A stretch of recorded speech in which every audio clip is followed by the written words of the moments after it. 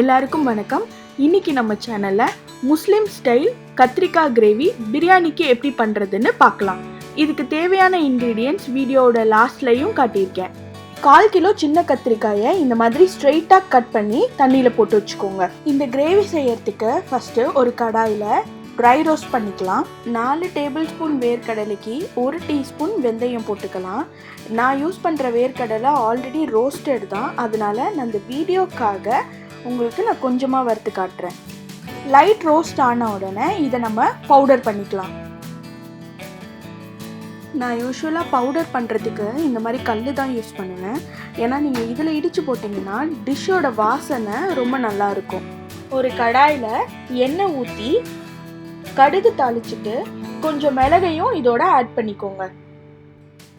மிளகு பொரிஞ்சதும் நம்ம கட் பண்ணி வச்சிருக்கிற கத்திரிக்காயையும் இதோட சேர்த்து ஒரு நல்லா மிக்ஸ் பண்ணிட்டு கொஞ்ச நேரம் இதை மூடி வைப்போம்.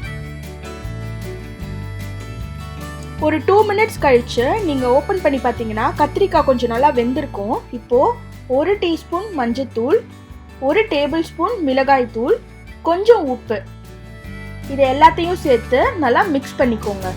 அதோட 1/2 டம்ளர் தண்ணி ஊற்றி கொஞ்ச நேரம் வேகட்டும், மூடி வச்சிடுங்க.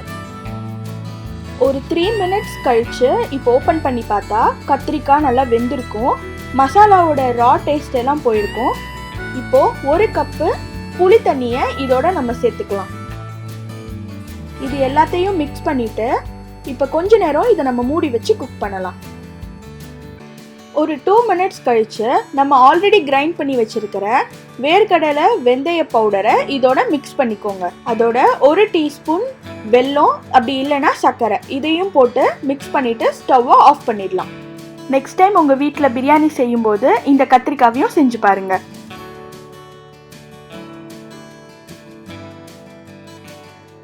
இந்த வீடியோ உங்களுக்கு பிடிச்சிருந்தா லைக் பண்ணுங்க, ஷேர் பண்ணுங்க, மறக்காம சப்ஸ்கிரைப் பண்ணுங்க.